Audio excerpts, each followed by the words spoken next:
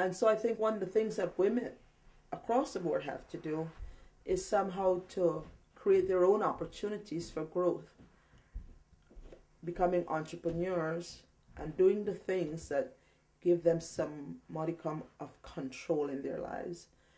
Because being an entrepreneur gives you the flexibility to control your work hours.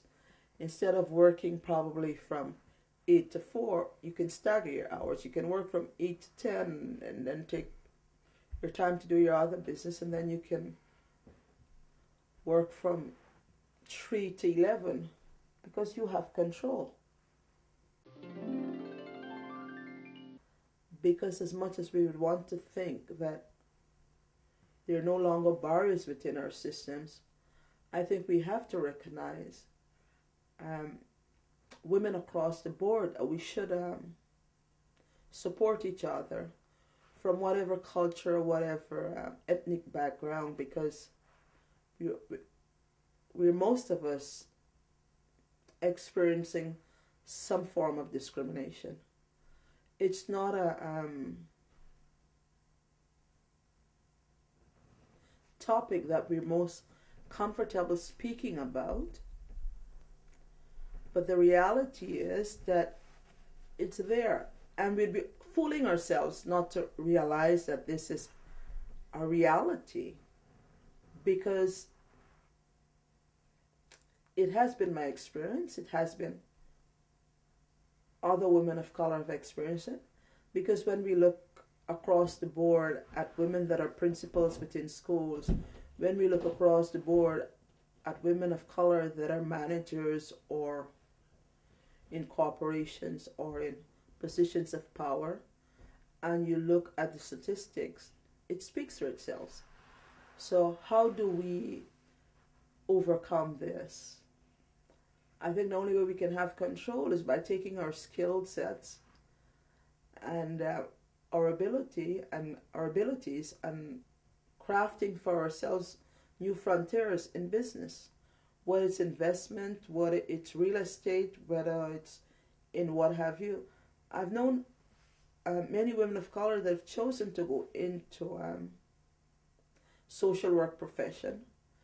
Now, when we look at the social work profession or in teaching profession, there are professions that are individuals are paid so poorly.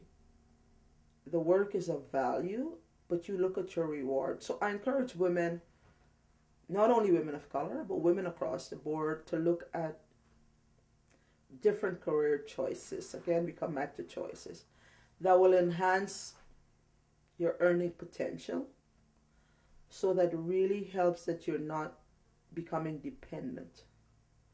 So again, it depends on our career choice. It depends on so many things, recognizing what's happening within our environment, and recognizing what's happening in our environment obviously will help in the choices that we make to ensure that we remain financially viable and secure.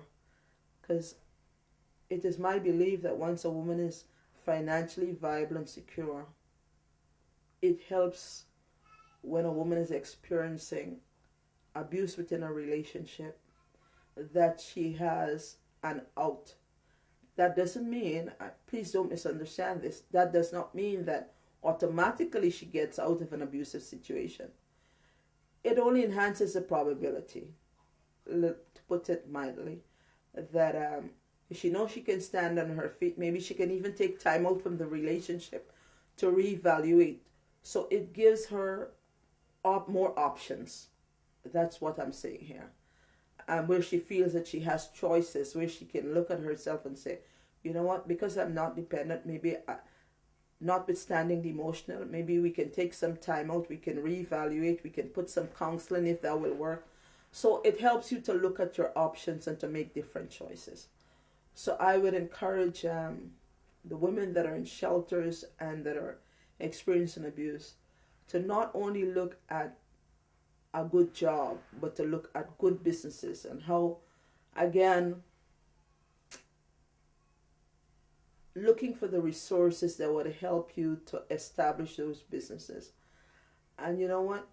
looking at your credit again would be something where you need to start at, because with a good credit rating you can go to the bank probably and with the right support and documentation to get loans to start these businesses. So again, it's crafting good solutions to adverse situations. So I think adversity sometimes brings us to the point where we become excellent creators.